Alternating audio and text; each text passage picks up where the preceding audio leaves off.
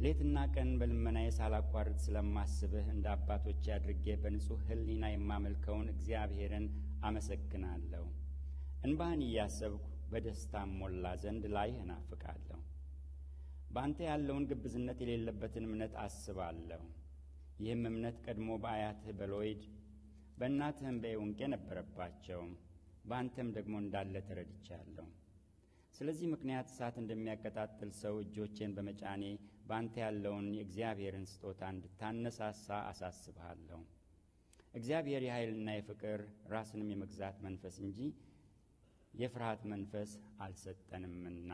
የምንካፈለውን ቃል ደግሜ ያነባዋለሁ። ቁጥር 1 እና 2 በክርስቶስ ኢየሱስ እንደሚሆን የሕይወት ተስፋ በእግዚአብሔር ፈቃድ የኢየሱስ ክርስቶስ ሐዋርያ የሆነ ጳውሎስ ለተወደደው ልጄ ለጢሞቴዎስ። ልዑል እግዚአብሔር አባታችን፣ አምላካችን፣ ጌታችን፣ ንጉሳችን አመሰግንሃለሁ። ያንተ የአምላካችን ብዙ ቸርነት ስለበዛልን፣ መልካምነትህ በእኛ ላይ ስለዘነበች ስለፈሰሰች፣ በሕይወት እስከ ዛሬ ድረስ ስላኖርከን፣ ዛሬ አንተ እንድናመልክ እንደዚህ አይነት እድል ስለሰጠህን፣ ስላመለክንህ ደስ ብሎን በፊት ስለቆየን እናመሰግናለን። ቆይታችንን ስለባረክልን ተባረክ። እግዚአብሔር ሆይ እነሆ ቃልህን ደግሞ ከፍተን ዘርግተን የቃልህን ማዕድልን በላ በፊትሃለንና ቃልህን እንድትመግበን እንጸልያለን። ስንቃችንን መብላችንን ይህንን ጉዟችንን ጠንክረን የምንጓዝበት የሚገጥመንን ውጊያ ደፍረን የምንዋጋበት ያንተን ሐሳብ የምናውቅበት ያንተን ሐሳብ ደግሞ የምናገለግልበት ቅዱስ ቃልህ እነሆ በፊታችን ተከፍቷል። ተናገረን፣ አስተምረን። ስለሰማን ተባረክ። በኢየሱስ በጌታችን ስም አሜን። የእግዚአብሔርን ቃል ነው የምንካፈለው። ይህ የእግዚአብሔር ቃል ነው። ይህ ቃል ከእግዚአብሔር ለሰዎች የተሰጠ የእምነት የኑሮ የአገልግሎት መመሪያ እና የስልጣን ቃል ነው። ይህ ቃል የምንካፈለው ይህ ቃል የማይቀነስ የማይጨመርበት የማይቀጣጥን የማይሸቃቀጥ ትልቁና የመጨረሻው የስልጣን ቃል ነው። ይህ የእግዚአብሔር ቃል ወደዚህ ስፍራ የሚመጡ ሰዎች፣ እዚህ ቦታ ላይ የሚቆሙ ሰዎች ይህንን ቃል መክፈት ይህንን ቃል ማስተማር ይጠበቅባቸዋል አለባቸው። ይህንን ቃል የማይገልጡ ይህንን ቃል የማያስተምሩ የራሳቸውን ነገር ብቻ የሚናገሩ ሰዎች ደግሞ ወደዚህ ቦታ መምጣት የለባቸውም። ቤተ ክርስቲያን ጠንቅቃ ይህንን ነገር ማድረግ አለባት። ሁለተኛ ጢሞቴዎስ ምዕራፍ 1ን እንድንካፈል የፈለኩት በ2018 ይመስለኛል። ሁለተኛ ጢሞቴዎስን መማር ጀምረን ነበር፣ መካፈል ጀምረን ነበር። በዚያ ዓመት የዓመቱ መሪ ጥቅስ ሁለተኛ ጢሞቴዎስ ምዕራፍ 2 ቁጥር 21 ወይ አካባቢ ያለው ቃል ይመስለኛል። ማንም ራሱን ከነዚህ ቢያነጻ የሚለው ቃል እና ያንን መሪ ጥቅስ ለመደገፍ ብዬ ሁለተኛ ጢሞቴዎስ ምዕራፍ 2ን ማስተማር ጀመርኩ። ከዚያ ያንን እየቀጠልኩ በተሰጠኝ ጊዜ ሁሉ እያስተማርኩ ምዕራፍ 2ን ጨረስኩ። አሁንም ምዕራፍ 3ን ቀጠልኩ፣ ጨረስኩ። ምዕራፍ 4ም አለቀ እና በዚያው መጽሐፉ አለቀ ማለት ነው። ምዕራፍ 1ን ግን አልነካሁትም ነበር። የዓመቱ መሪ ጥቅስ ምዕራፍ 2 ስለነበር ምዕራፍ 2ን ነው የሚጀመርኩት። ግን ምዕራፍ 1 ስላልተነካ አሁን እንደገና ወደ ኋላ ሄጄ ምዕራፍ 1ን ለማሟላት እያስተማርኩት ነኝ። ለዚህ ነው ምዕራፍ 1ን አሁን የመጀመሪያዎቹን 2 ክፍሎች ብቻ እንድንመለከት የፈለግኩት። በእነዚህ 2 ክፍሎች ውስጥ 2 ሰዎችን እንመለከታለን። እነዚህ 2 ሰዎች ጳውሎስና ጢሞቴዎስ ናቸው። የመጀመሪያው ነጥብ እንድንካፈል የምፈልገው ማንነታችን አገልግሎታችንን ይቀርጸዋል የሚል ሐሳብ ነው። ማንነታችን አገልግሎታችንን ይቀርጸዋል። እነዚህ 2 ሰዎች ጳውሎስና ጢሞቴዎስ ናቸው። ጳውሎስ የምናውቀው ሰው ነው። ጢሞቴዎስም እንዲሁ የምናውቀው ሰው ነው። ግን ትንሽ ስለ እነዚህ 2 ሰዎች ልናገር። ጳውሎስ በኪልቅያ በምትገኘው የጠርሴስ ከተማ የተወለደና በዚያ ያደገ የዚያች ከተማ ተወላጅና ነዋሪ ሰው ነው። በገማልያል እግር ስር የተማረ ተቀምጦ የተማረ ሰው ነው። በሐዋርያት ሥራ ምዕራፍ 22 ውስጥ ስለ ራሱ ማንነት በሚናገርበት ጊዜ ነው ይህንን ያደረገው የተናገረው። በገማልያል እግር ስር ነው ያለው። በገማልያል እግር ስር ብሎ ሲናገር ይሄ ገማልያል የተባለ ሰው ዝም ብሎ ተራ ሰው እንዳልሆነ መረዳት እንችላለን። ገማልያል በሚባለው በዚያ ሰው አይደለም ያለው። ገማልያል በሚባል ሰው ወይም ገማልያል በሚባል አስተማሪ ወይም ገማልያል በሚባል አይደለም ያለው። በገማልያል እግር ስር ስሙን ብቻ ነው የጠቀሰው። ስለዚህ ስሙን ብቻ መጥቀሱ ያ ሰው ታዋቂ ሰው እንደሆነ ያረጋግጥልናል።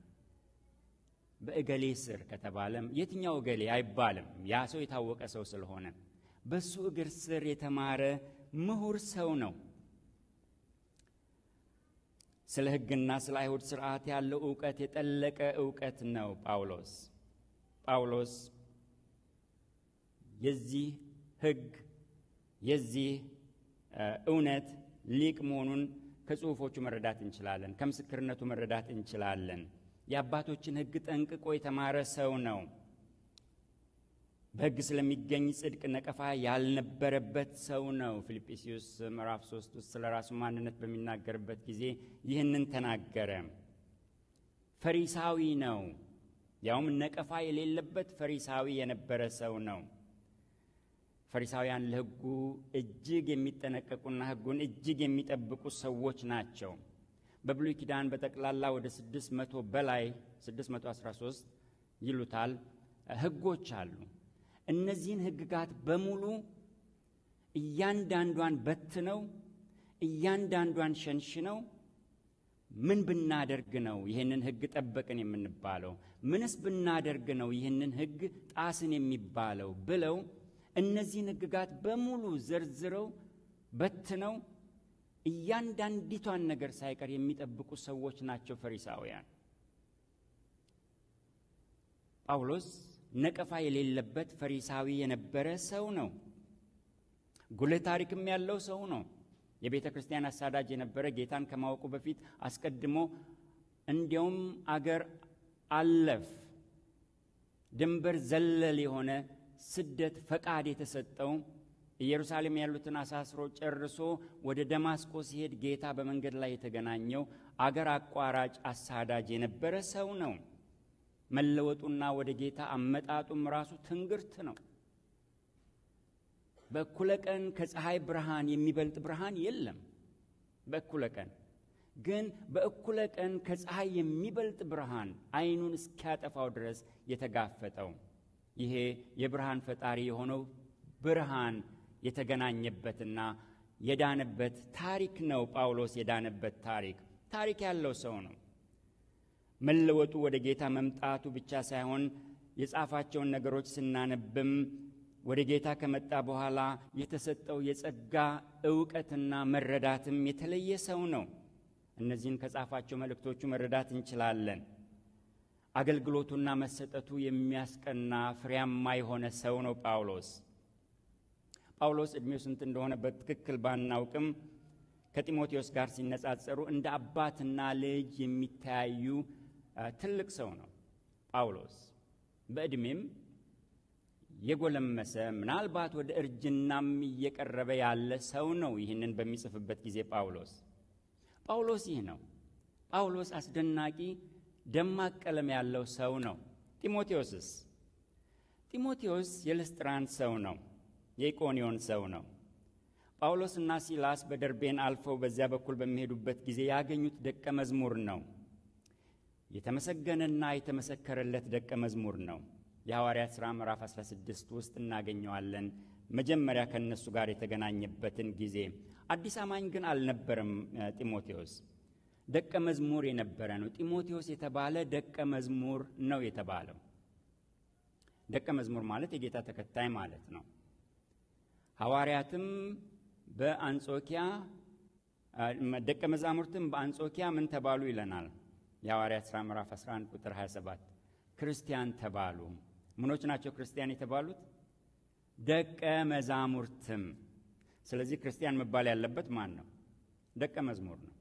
ደቀ መዝሙር ያልሆነ ሰው በእውነቱ ክርስቲያን መባልም የለበትም። ጌታን የማይከተል ሰው ክርስቲያን መባልም የለበትም። በቤተ ክርስቲያን በክርስቲያን ቤተሰብ ውስጥ ስለተወለድን ክርስቲያን አድርገን ራሳችንን አንቆጥርም፣ መቁጠርም የለብንም። ክርስቲያን ለመባል እንደ መጀመሪያው የቃሉ አተረጓጎም ምን መሆን አለብን ማለት ነው? ደቀ መዝሙር መሆን አለብን። ደቀ መዝሙር ደግሞ ምን ማለት ነው? ማንም በኋላ ሊመጣ የሚወድ ቢኖር ራሱን ይካድ፣ መስቀሉንም ተሸክሞ ዕለት ዕለት ይከተለኝ። ደቀ መዝሙር ማለት ያ ነው። ጌታን ሊከተል የወደደ ራሱን የካደ ዕለት ዕለት መስቀሉን ተሸክሞ የሚከተል ሰው ማለት ነው። ያ ነው ክርስቲያን። ይሄ ሰው ክርስቲያን ነው። ጢሞቴዎስ ደቀ መዝሙር ነው። ከልጅነቱ ጀምሮ ያመነ ነው። ከልጅነቱ ጀምሮ እናቱም አያቱም አማኞች ናቸው። እንዲያውም ከልጅነቱ ብቻ ሳይሆን ከሕፃንነቱም ጀምሮ፣ ምክንያቱም ከሕፃንነትህ ጀምሮ የሚል ቃል ጽፎለታል ጳውሎስ። ከሕፃንነቱ ጀምሮ የእግዚአብሔርን ቃል እየተመገበ እየበላ ያደገ ሰው ነው። ግማሽ አይሁዳዊ ነው ጢሞቴዎስ። እናቱ አይሁዳዊት ናት፣ አባቱ ግን ግሪካዊ ነው። በእምነቱ ንጹሕና ግብዝ የሌለበት ሰው ነው። በዕድሜ ምን ያህል እንደሆነ አናውቅም። ይህም ጢሞቴዎስ ግን ወጣት ወይም ልጅ ነው። አንደኛ ጢሞቴዎስ ምዕራፍ 4 ላይ ማንም ታናሽነቱን እንዳይንቅ ይነግረዋል። ይሄ ታናሽነት የተባለው ቃል በተጻፈበት ቋንቋ ልጅነት፣ ለጋነት ማለት ነው።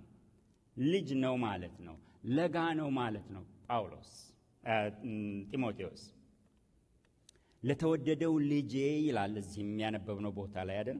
ቁጥር 2 ላይ ለተወደደው ልጄ ለጢሞቴዎስ ልጅ ነው፣ ለጋ ነው፣ ወጣት ነው። እነዚህ ሁለት አገልጋዮች፣ እነዚህ ሁለት የጌታ ሰዎች በዕድሜ መበላለጣቸው፣ የታሪካቸው ልዩነት፣ የእውቀታቸው የብስለታቸው መራራቅ አብረው እንዳያገለግሉ አላገዳቸው።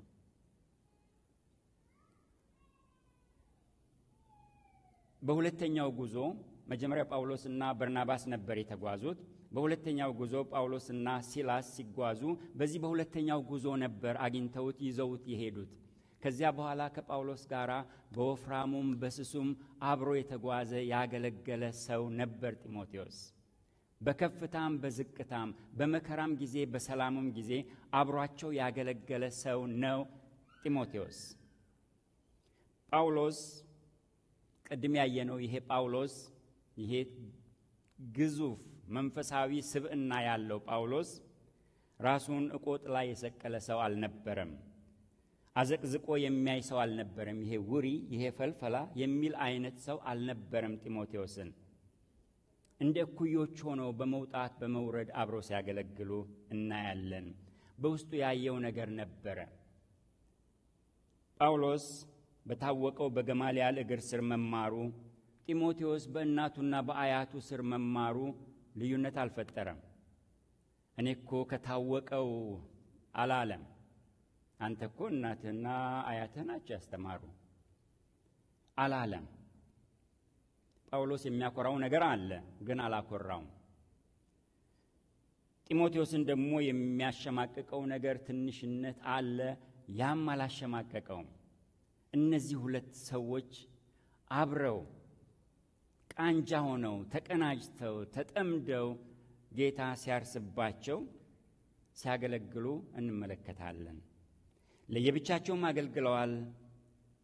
ጢሞቴዎስ በተለይ በቆሮንቶስና በተሰሎንቄ ቆይቶ አገልግሏል። አብረውም በትጋት አገልግለዋል። አብረው ሲያገለግሉ በትጋት የሚያገለግሉ፣ ተለያይተው ሲያገለግሉ ደግሞ በናፍቆት እርስ በርሳቸው የሚፈላለጉ የሚተጉ ወንድማማች ናቸው። ቀደም ሲል ሌላ ደብዳቤ ጽፎለታል ጳውሎስ ለጢሞቴዎስ፣ አንደኛ ጢሞቴዎስ የሚባለውን። አሁን ሁለተኛውን ደብዳቤ ነው እየጻፈለት ያለው። ይሄ ሁለተኛ ደብዳቤ ቀደም ሲል ሁለተኛ ጢሞቴዎስ ከ2 እስከ 4 ስንመለከት እንዳየነው በሕይወቱ መጨረሻ ላይ ወህኒ ቤት ሆኖ ከመሞቱ በፊት ሊሞት አፋፍ ላይ ሆኖ የጻፈለት ደብዳቤ ነው። የመጨረሻው ደብዳቤ ነው። በሕይወቱ መጨረሻ ላይ በሕይወታቸው ማንነታቸው ትልቅ ቦታ ቢኖረውም ያ ትልቁ ጉዳይ አልነበረም። ማንነታቸው አገልግሎታቸውን ቀረጸው እንጂ አገልግሎታቸው ማንነታቸውን አልሰራው። ማንነታቸው አገልግሎታቸውን ቀረጸው። ቆም ብለን የራሳችንንም ሕይወት እንድንመለከት የራሳችንንም አገልግሎት እንድንመለከት እፈልጋለሁ። ትልቅ ሰው ትንሽ ልጅ ተጣምረው ነው ያገለገሉት። መቀናናት የለም፣ መፎካከር የለም። እኔ ሲኒየር ነኝ የለም፣ በእድሜ አባቴ የምሆን ነኝ የለም፣ ካንተ የበለጠ የተማርኩ ነኝ፣ ይሄ ዲግሪ ያ ዲግሪ አለኝ እኮ የለም፣ ካንተ ይበልጥ የሥራ ልምድ አለኝ፣ እኔ እኮ በእሳትና በውሃ ውስጥ አልፌ ያገለገልኩ ሰው ነኝ የለም። ዋናው ጉዳይ ወንጌሉ፣ ዋናው ጉዳይ የነፍሳት መዳን፣ ዋናው ጉዳይ ጌታ። አንተ፣ እኔ፣ አንቺ አይደለንም። ዋናው ጌታ ነው። ዋናው እንዴት ነን? እንዴት ነን? ቆም ብለን ራሳችንን እንጠይቅ። የጳውሎስና የጢሞቴዎስ አገልግሎት በማንነታቸው የተቀረጸ አገልግሎት ነው። ታውቃላችሁ፣ የምንሰራው ሥራ እኛን አይሰራንም። እኛ የተሰራን ሰዎች ሆነን ያንን ነገር ስንሰራው ግን ያ ነገር ውጤታማ ይሆናል። መጋቢ መሆናችን መጋቢ አያደርገንም። መስበካችን ሰባኪ አያደርገንም።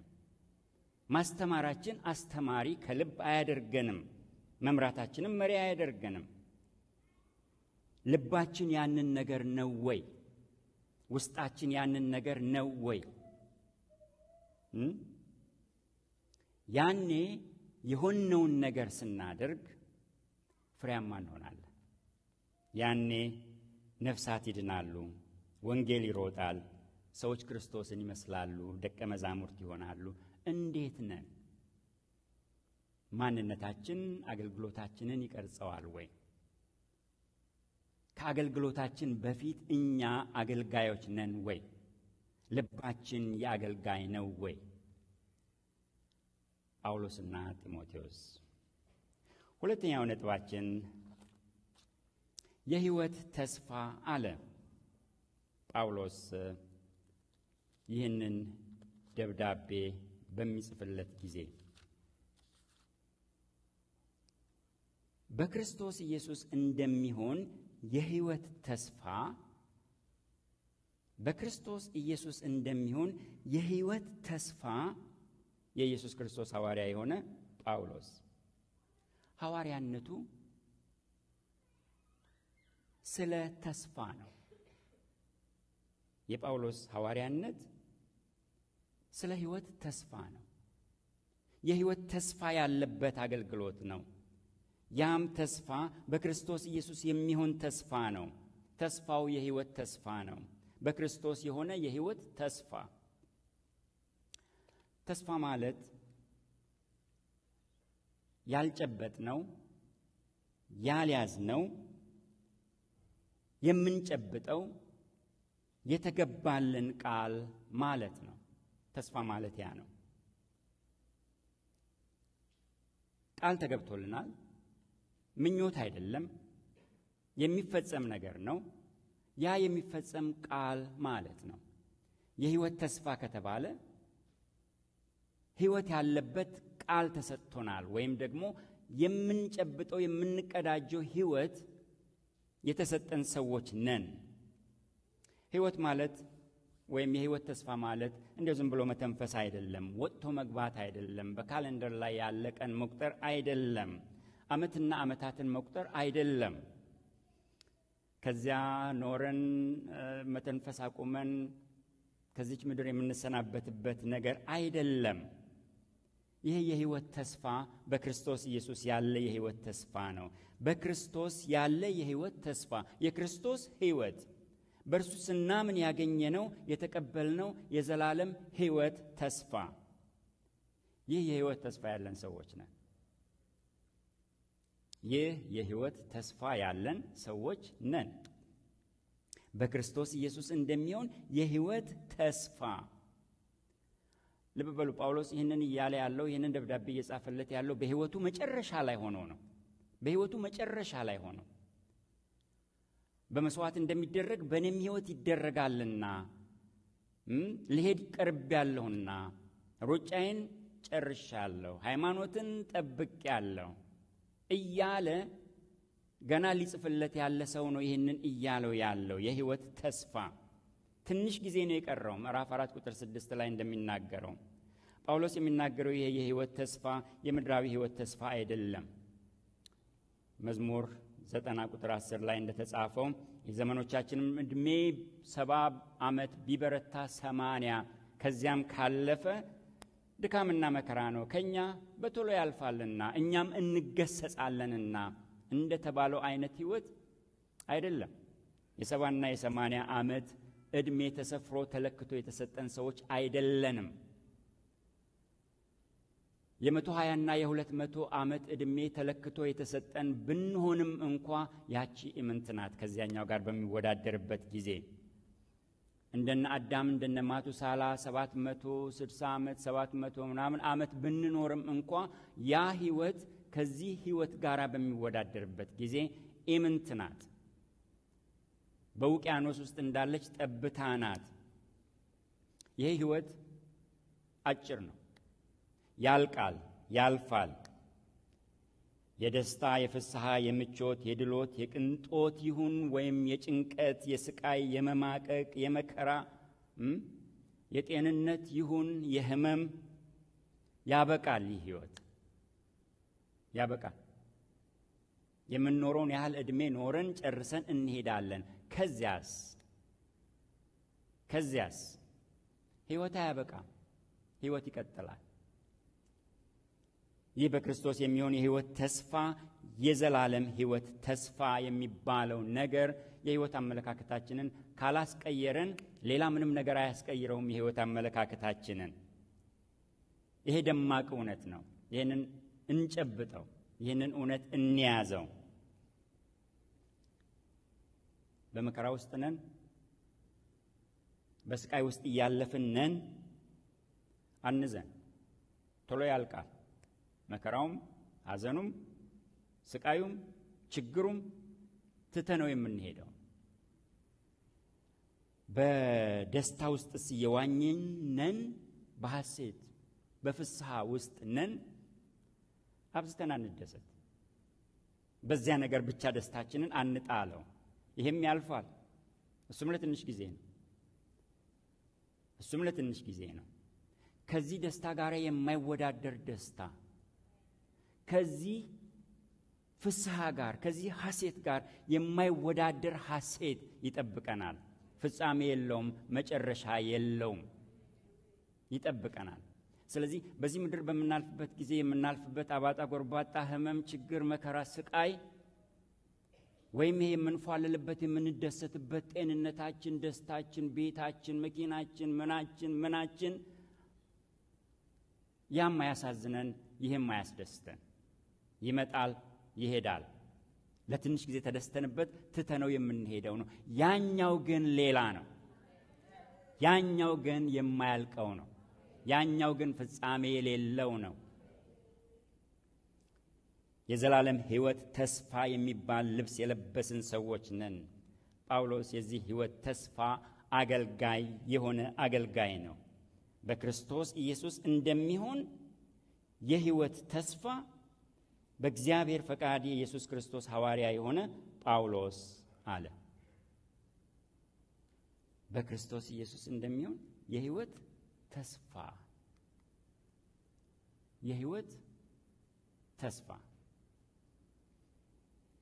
ቆም ብለን እዚህም ራሳችንን እናስብ፣ እንጠይቅና እንደሰት። የሕይወት ተስፋ የገባን ሰዎች ነን። የሕይወት ተስፋ የገባን ሰዎች ነን። በዚች ምድር ብቻ በዚች ሕይወት ብቻ ተስፋ የምናደርግ ነን ወይስ የዘላለም ሕይወት ተስፋ ያለን ሰዎች ነን? በክርስቶስ የሚሆን ሕይወት ተስፋ ማለት የዘላለም ሕይወት ተስፋ የያዝን ሰዎች ነን ማለት ነው። ያንን የያዝን ሰዎች፣ ያ የሚያስደስተን ሰዎች፣ ያ ይሄ አሁን ያለው ህይወታችን በዚያ ዘላለማዊ ህይወት የተቃኘ ሰዎች ነን? ይሄኛውን ህይወት የምናየው በዚያኛው መነጽር ነው ወይስ እዚህ ያለንበትን ነገር መነጽር አድርገን ነው ያኛውንም የምናየው ወይም ዙሪያችንንም የምናየው? አይደለም። ያኛውን ተውሰን ያኛውን መነጽር አድርገን ይህንን ስናየው ጳውሎስ እንዳለው ለኛም ይገለጥ ዘንድ ካለው ክብር ጋር ሲወዳደር ይሄ አሁን የምናልፍበት መከራ፣ ይሄ ጉስቁልና፣ ይሄ ስቃይ ምንም ትንሽ አይደለም ያለው። ምንም እንዳይደለ እቆጥራለሁ። በዚያ ስናየው ነው ይሄኛው ምንም የሚሆንብን። ከዚያኛው ጋር ስናስተያየው ነው ይሄኛው ኢምንት አይደለም፣ ምንም ከኢምንትም ያነሰ የሚሆንብን። ህይወትን በህይወት መነጽር አንየው።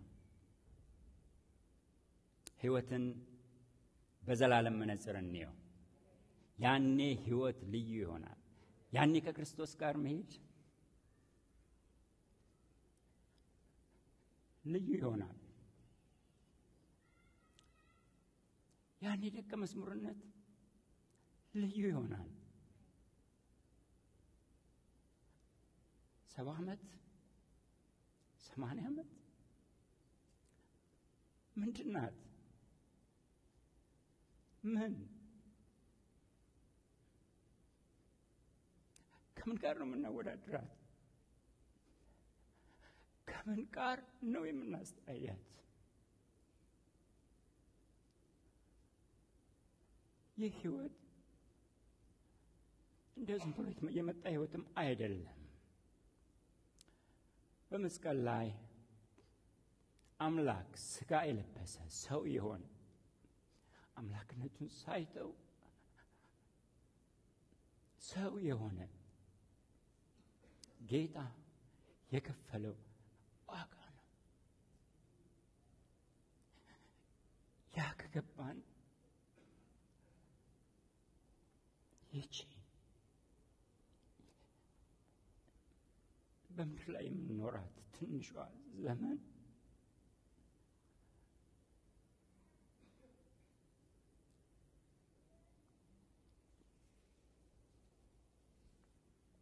ምንም ነገር ብትሆን ምንም ነገር ህይወታችን ትርጉም አለ። ህይወትን እየፈራን አንኖርም። ሞትን እየፈራን አንሞትም። ህይወትን እየፈራን እየተሸማቀቅን እየተሳቀቅን አንወጣም፣ አንገባም። ሞትንም እየፈራን አንሞትም። ወዴት እንደምንሄድ እናውቃለና፣ የማን እንደሆነ እናውቃለና፣ የሚጠብቀን ምን እንደሆነ እናውቃለና።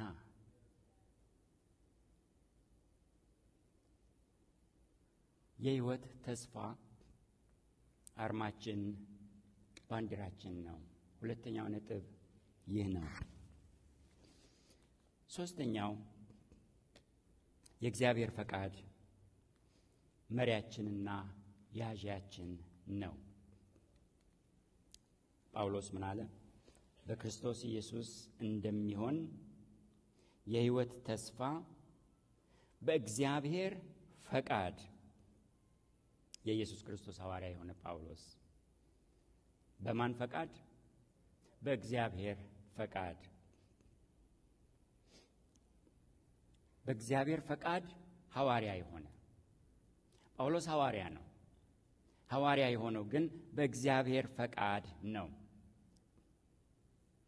ፈቃድ ማለት እግዚአብሔር ለሰው ልጆች የሰጠው ከህይወት ቀጥሎ ትልቁ ስጦታ ይመስለኛል። ፈቃድ የሚባለው ነገር እግዚአብሔር እንኳን እዚያ ውስጥ እጁን አግብቶ የማያማስልብን የኛ የሆነ የናንተ ብሎ የሰጠን ነገራችን ነው ፈቃድ የሚባለው ነገር። ፈቃድ የሚባል ነገር ባይኖር እግዚአብሔር ያስገድደናል። አስገድዶን የፈለገውን ነገር ማድረግ ይችላል። ልጄን ኢየሱስ ክርስቶስን ተቀበል ብሎ በግድ ሊያስቀብለን ይችላል። አይ አንተ እንደዚህ ነህ ብሎ እዚያ ሊወረውረን አይደለም፣ እዚያ አይደለም ቦታ እዚህ ነው ሊለን ይችላል። ከኛ ፈቃድ ውጪ።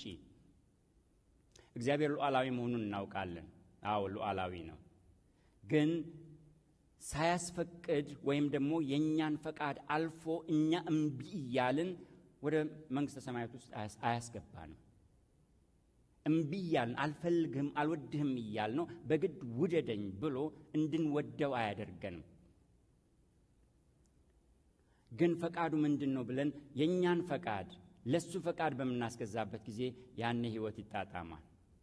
ያኔ የሚያስገርም ህይወትን የሚያስገርም ክርስትናን መኖር እንጀምራለን። ትርጉም ያለው ህይወትን መኖር እንጀምራለን። የእግዚአብሔር ፈቃድ የኛ ፈቃድ ሲሆን የኛ ፈቃድ የሱ ፈቃድ አይደለም። ፈቃድህ በሰማይ እንደሆነች እንዲሁ በህይወቴ ውስጥ በልቤ ውስጥ በእኔ ውስጥ ትሁን ብለን የሱ ፈቃድ አገልጋዮች በመሆንበት ጊዜ ያኔ ህይወት ይጥማል። ጳውሎስ እንደ እግዚአብሔር ፈቃድ ወይም በእግዚአብሔር ፈቃድ ሐዋርያ የሆነ ሰው ነው።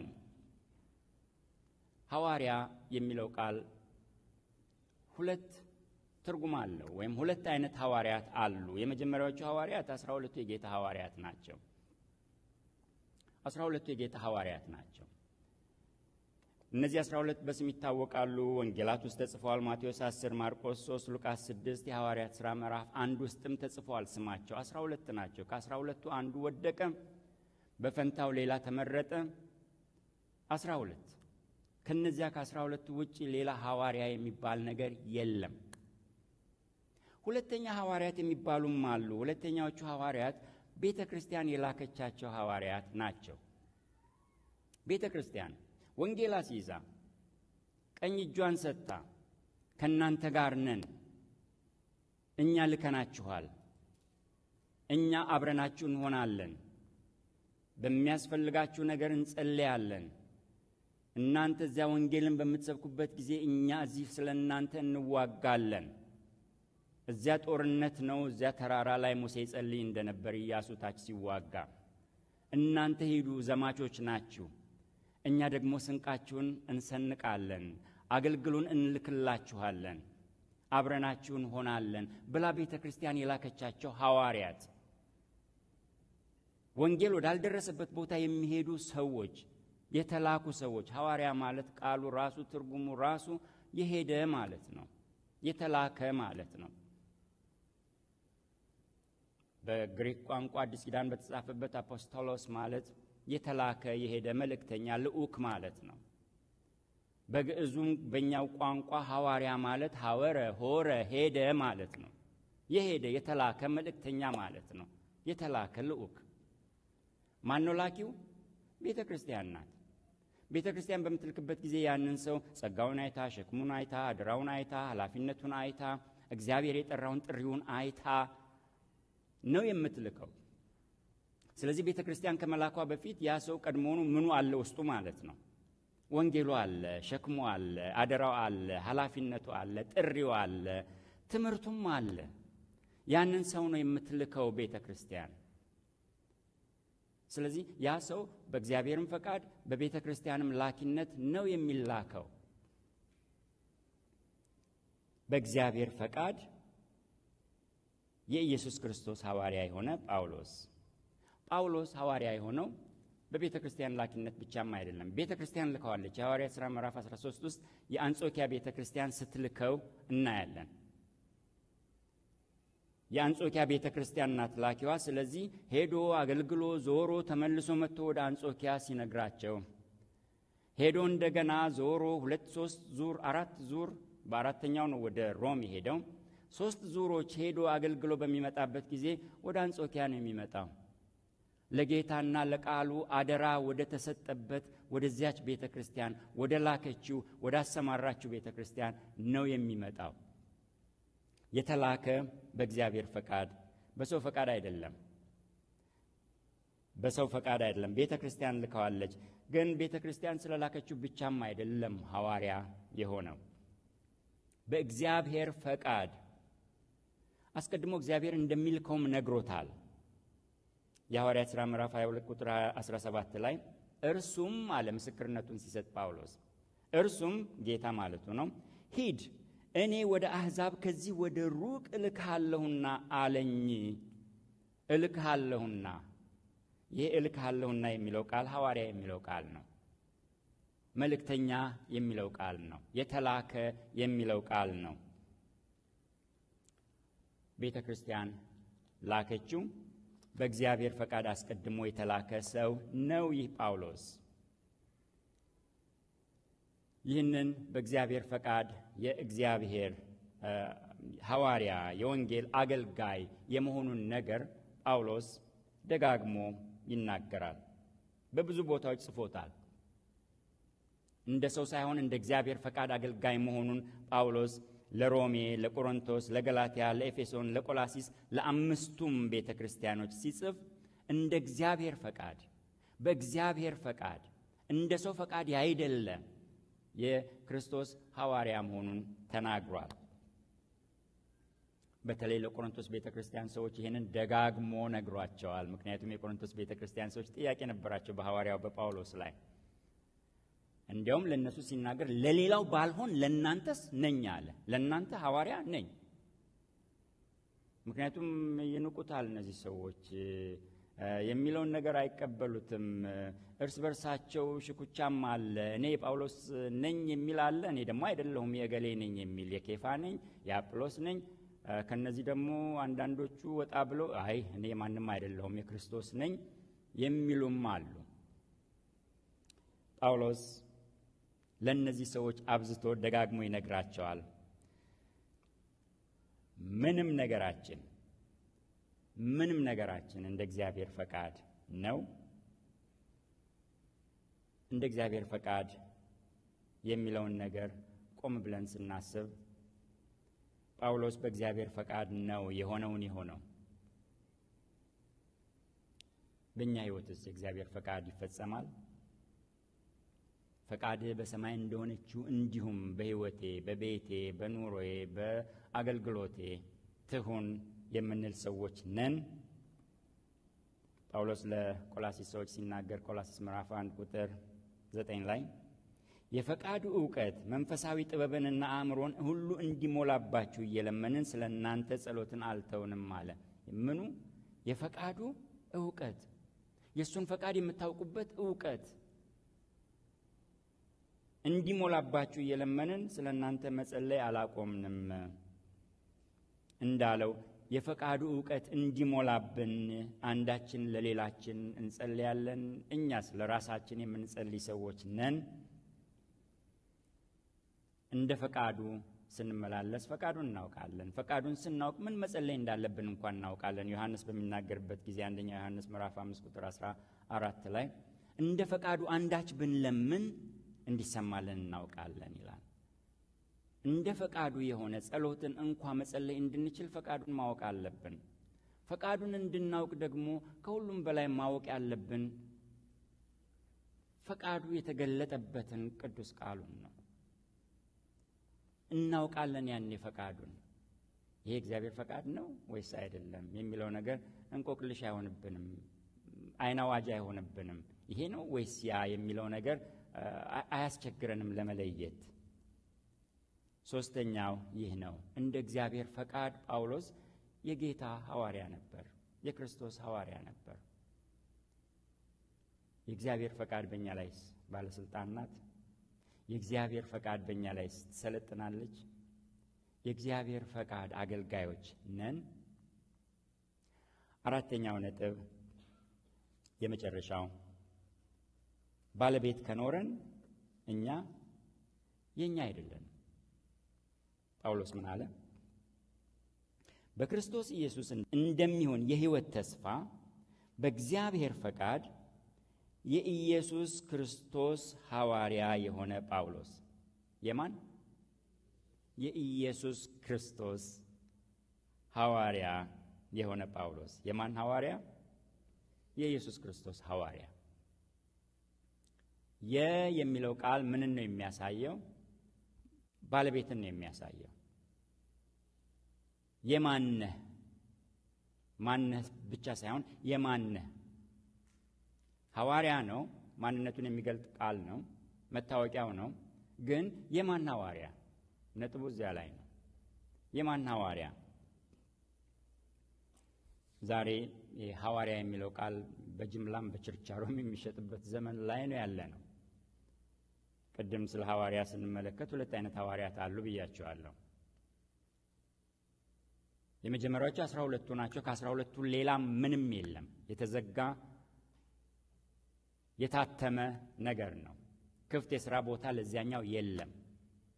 ሁለተኞቹ ቤተ ክርስቲያን ወንጌልን አስይዛ አብራቸው ልትሆን፣ ልትጸልይላቸው፣ ልትደግፋቸው ቃል ገብታ ወንጌል ወዳልደረሰበት ቦታ ወደ ምን ወንጌል ወዳልደረሰበት ቦታ የላከቻቸው ሰዎች ቅድም እንዳየነው እንደ ጳውሎስ፣ እንደ በርናባስ፣ እንደ ሲላስ ያሉት ሰዎች ናቸው።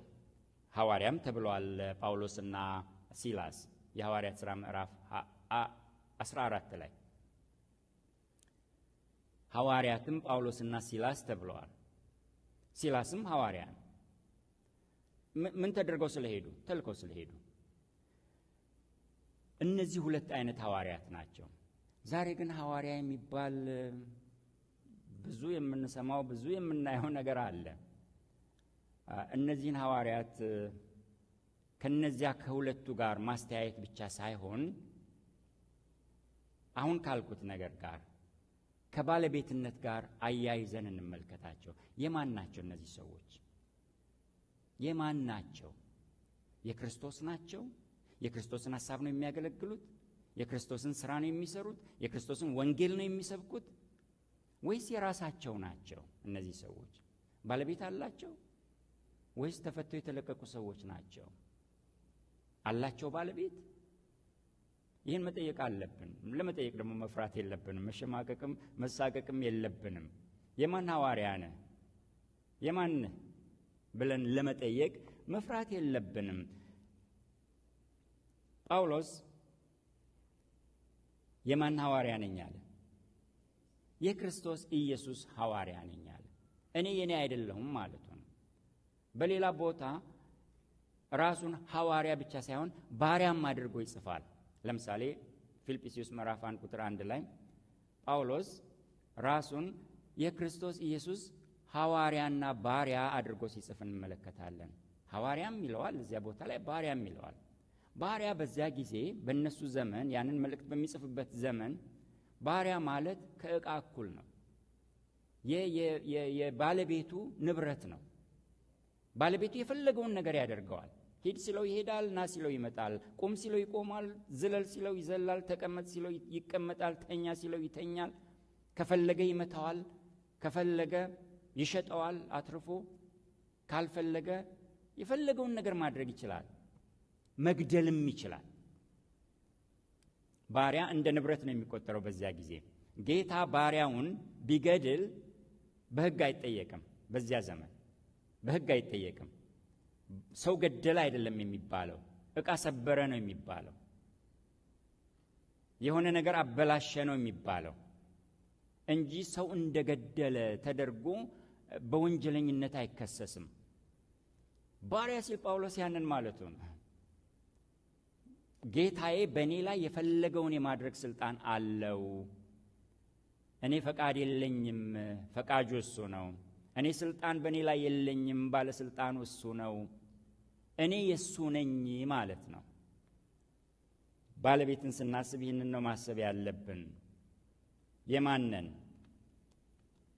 ዛሬ ሐዋርያት ነን የሚሉትን ሰዎች እንጠይቅ። ይመስሉታል? የእሱ ናቸው? ይከተሉታል ፈለጉን?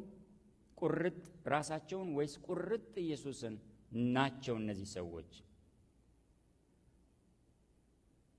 የማን አለ ጳውሎስ? የክርስቶስ ኢየሱስ ሐዋርያ። የእሱ ከሆነን የእሱ ተከታዮች ነን። የእሱን ፈለግ የምንከተል፣ እሱን ጠጋ ብለን የምንከተል ሰዎች ነን። እሱን ጠጋ ብለን በምንከተልበት ጊዜ ደግሞ እሱን እንመስላለን። ጳውሎስ ራሱ አለ የቆሮንቶስን ቤተ ክርስቲያን ሰዎች እኔ ክርስቶስን እንደምመስል እኔን ምሰሉ አለ። ይመስለዋላ? ይመስለዋል። ክርስቶስን ይመስሉታል ወይስ ራሳቸውን የሚመስሉ ሰዎች ናቸው? እነዚህ ቤተ ክርስቲያን ልካቸዋለች ወይስ እነሱ ራሳቸውን ያሰማሩ ሰዎች ናቸው? ወንጌል ባልደረሰበት ቦታ ሄደው ወንጌልን የሚሰብኩ ሰዎች ናቸው ወይስ ወንጌል ባለበት ቦታ ከአንድ ቤተ ክርስቲያን ወደ ሌላ ቤተ ክርስቲያን እያጋቡ ከአንድ ኪስ ወደ ሌላ ኪስ እያጋቡ ቤተ ክርስቲያን የሚጫወቱ ሰዎች ናቸው? እነዚህ ሐዋርያት ብለው ራሳቸውን የሚጠሩ ሰዎች የክርስቶስን አጀንዳ የክርስቶስን ወንጌል ነው የሚሰብኩት ወይስ የራሳቸውን ማንነት ነው የሚገነቡት? የራሳቸውን ስብዕና የራሳቸውን ገጽታ ነው የሚያሳዩት? ከስልጣን ስር ናቸው ወይስ ራሳቸው ባለስልጣን ናቸው? እነዚህ ሰዎች ባለቤት አላቸው ወይስ ባለቤታቸው ራሳቸው ናቸው? እነዚህ ቀላል ጥያቄዎች ናቸው። እነዚህን ቀላል ጥያቄዎች በምንጠይቅበት ጊዜ እነዚህ ሰዎች እነማን መሆናቸውን በቀላሉ መለየት እንችላለን። በቀላሉ ማወቅ እንችላለን።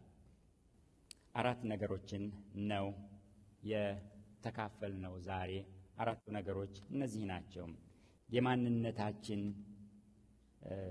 መግለጫ አገልግሎታችን ሳይሆን የአገልግሎታችን ገላጭ ማንነታችን ነው። ሁለተኛ